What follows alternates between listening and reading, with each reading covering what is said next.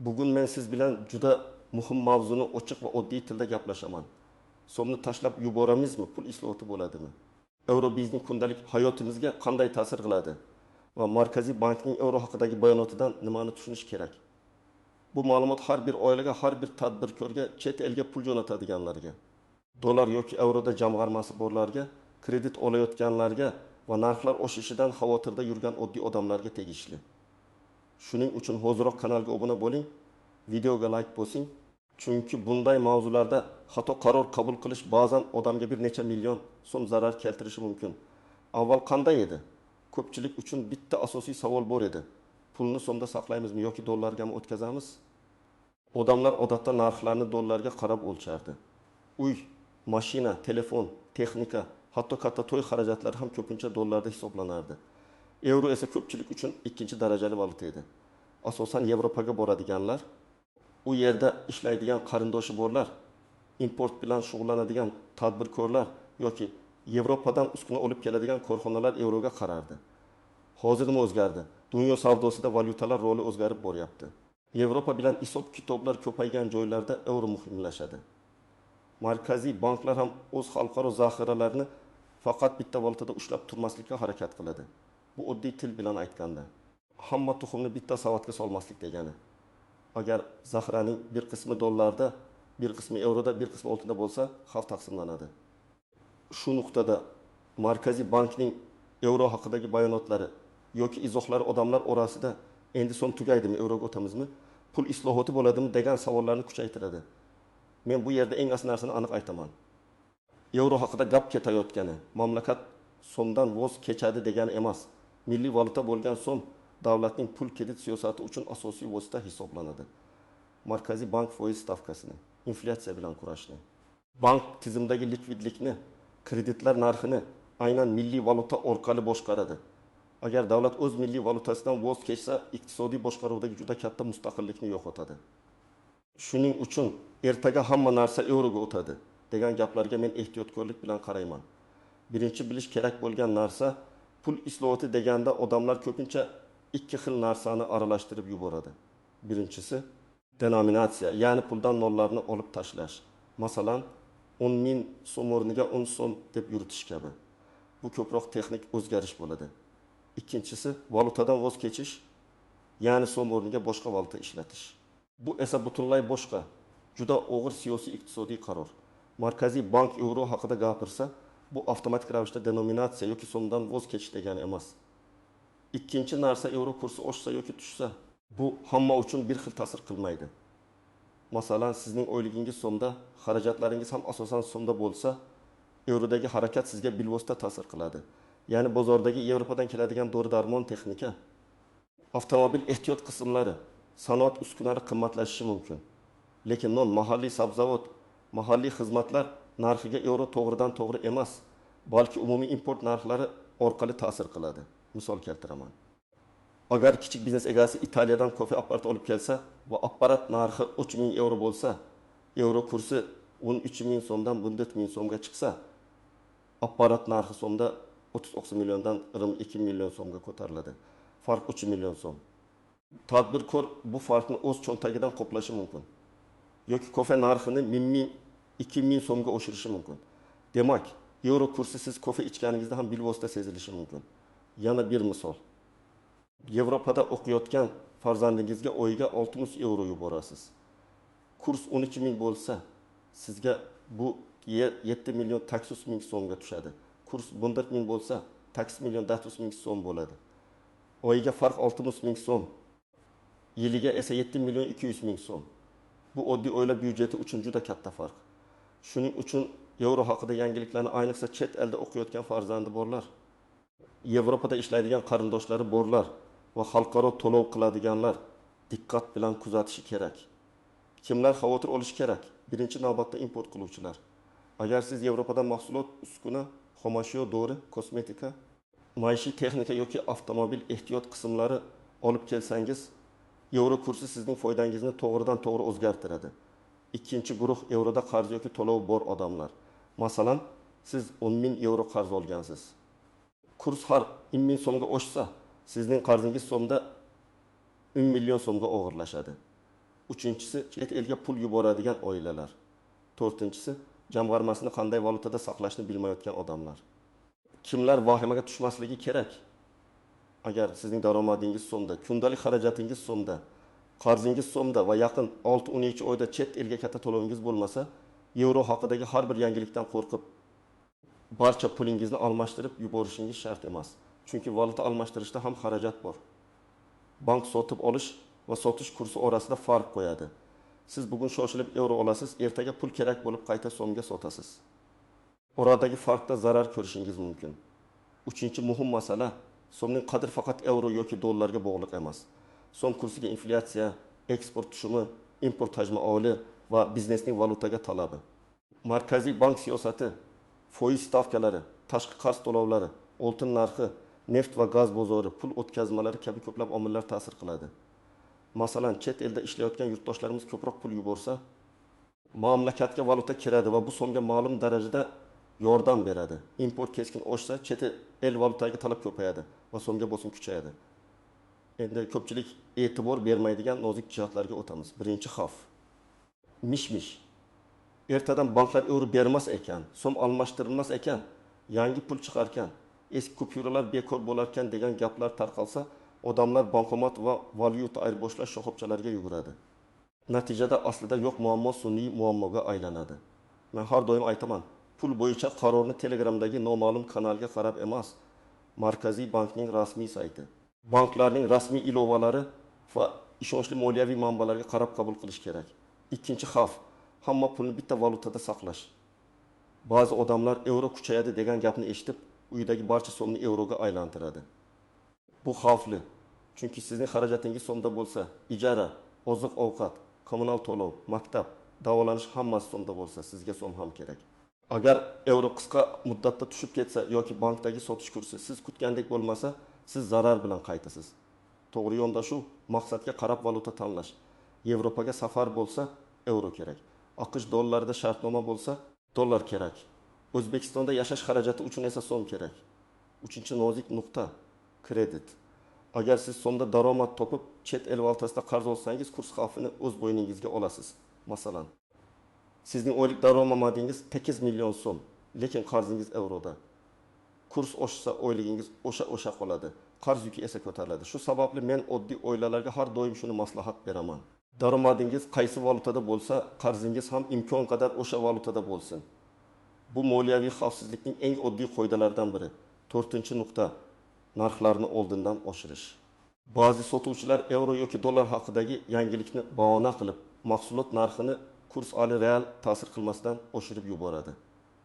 Masalan, omborda eski kursda olib kelingan mahsulot turibdi. Lekin sotuvchi euro oshdi deb bugunroq narxini ko'taradi.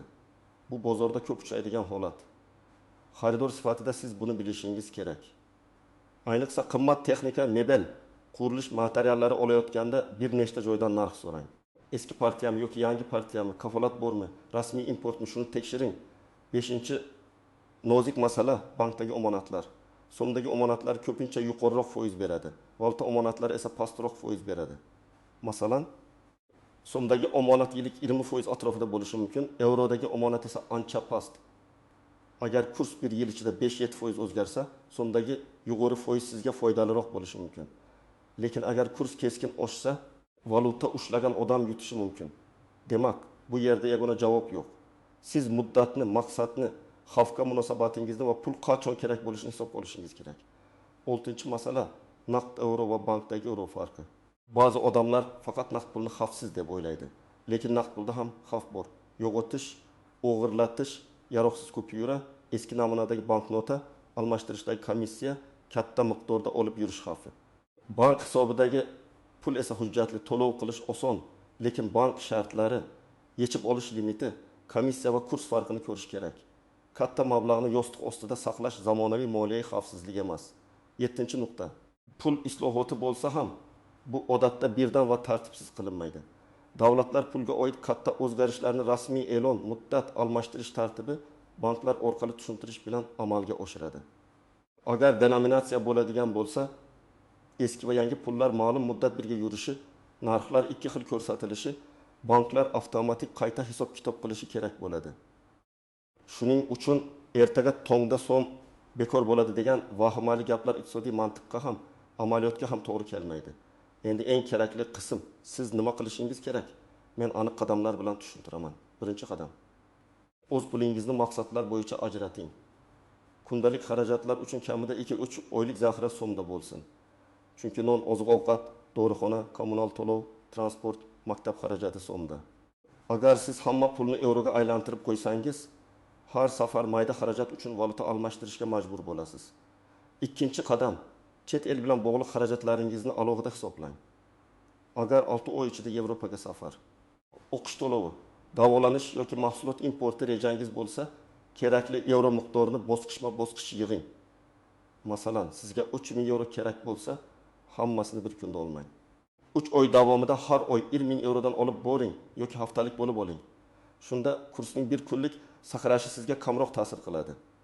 Uchinchi qadam, qarzlaringizni tekshiring. Bankdan kredit olgan bo'lsangiz, shartnomani oching va valyuta turini ko'ring. Kredit so'mdami, dollardami, eurodami? Foiz stavkasi o'zgaruvchami yoki qat'iy? Muddatdan oldin yopish sharti qanday? Agar siz valyutada qarz olgan bo'lsangiz va daromadingiz so'mda bo'lsa, bankka borib restrukturizatsiya, so'mga o'tkazish yoki qisman muddatidan oldin yopish imkoniyatlarini so'rang. Bankka borganda pasport yoki ID karta, kredit shartnomasi, daromadni tasdiqlovchi hujjat, ish joyidan ma'lumotnoma yoki bank aylanmalari kerak bo'lishi mumkin. 4-qadam, omonatlaringizni ko'rib chiqing. Agar bankda so'm omonatingiz bo'lsa, uning foizi inflyatsiyadan yuqorimi, muddatidan oldin yetsangiz foiz kuyadimi, kapitalizatsiya bormi? Shuni tekshiring. Agar valyuta omonati ochmoqchi bo'lsangiz, bankdan quyidagilarni so'rang. Yillik foiz qancha? Naqd yetishda komissiya bormi? Hisob yuritish uchun to'lov bormi? Muddatidan oldin yetish sharti qanday? Omonat kafolatlanganmi? Faqat reklamadagi katta raqamga qarab qaror qilmang. 5-qadam, rasmiy manbalarni kuzating. Markaziy bankning rasmiy sayti va ijtimoiy tarmoqlarda kurslar, pul kredit siyosati bo'yicha bayonotlar, inflyatsiya sharhlari e'lon qilinadi. Tijorat bankingizning rasmiy ilovasida real sotib olish va sotish kursini ko'ring. Valyuta ayirboshlashda ko'chadagi noma'lum odamlar bilan ishlamang. Bir necha so'm arzon kurs deb katta xavfga kirmang. Soxta kupyura, firibgarlik, noqonuniy operatsiya riski bor. 6-qadam, katta xarid qilmoqchi bo'lsangiz, shartnomani so'mda aniq qilib yozdiring. Masalan, siz mebel, mashina, uy ta'miri, qurilish materiali yoki xizmat olmoqchisiz, sotuvchi narx yevroga bog'langan desa, shartnomada qaysi kundagi kurs, qaysi bank kursi, to'lov muddati va narx o'zgarish sharti aniq yozilishi kerak. Aks holda siz oldindan kelishgan narx ertaga bahona bilan oshib ketishi mumkin. Hujjatda summa, muddat, avans, qaytarish sharti va javobgarlik bo'lsin. 7-qadam, oila byudjetini stress test qiling. Bu juda oddiy. Qog'ozga yozing. Agar euro yoki dollar kursi 10% oshsa, mening oilamga ta'siri qancha bo'ladi? Masalan, importdor olasizmi? Chet elga pul yuborasizmi? Valyutada qarzingiz bormi? Biznesingiz importga bog'liqmi? Agar javob ha bo'lsa, hozirdan zaxira reja tuzing. Zaxira reja degani qo'shimcha so'm jamg'arma, oldindan valyuta yig'ish, xarajatlarni qisqartirish, shartnomalarda kurs xavfini taqsimlash. 8-qadam, tadbirkor bo'lsangiz, narx siyosatini tartibga soling. Mahsulotingiz tannarxida yevro ulushi qancha? Agar 30% xomashyo Yevropadan kelsa, kurs o'zgarishi butun narxni emas, o'sha 30%lik qismini o'zgartiradi. Masalan, mahsulot tannarxi 1000 so'm, shundan 3000 so'mi yevroga bog'liq. Euro foiz oshsa, tannarx taxminan 3000 so'mga oshadi, 1000 so'mga emas. Ba'zi tadbirkorlar hisob qilmasdan narxni ortiqcha ko'taradi va mijozni yo'qotadi. To'g'ri hisob kitob qilsangiz raqobatda yutasiz. 9-qadam, pulingizni himoya qilishda diversifikatsiya qiling. Men oddiy odamlar uchun bunday yondashuvni ma'qul ko'raman. Kundalik ehtiyoj so'mda, yaqin kelajakdagi valyuta xarajatlar kerakli valyutada, uzoq muddatli jamg'arma esa bir nechta aktivga bo'lingan bo'lsin. Bu so'm dollar, yevro. Bank omonati ehtimol oltin yoki boshqa qonuniy moliyaviy vositalar bo'lishi mumkin. Lekin tushunmagan narsangizga kirmang. Hamma olyapti degani strategiya emas. 10-qadam, agar pul islohoti haqida rasmiy e'lon chiqsa, nima qilish kerakligini biling. Avvalo vahima qilmang. Markaziy bank va bankingizdan rasmiy tartibni o'qing. Qaysi kupyuralar qachongacha amal qiladi? Almashtirish qayerda bo'ladi? Limit bormi? Komissiya bormi? Hujjat kerakmi? Shuni aniqlang.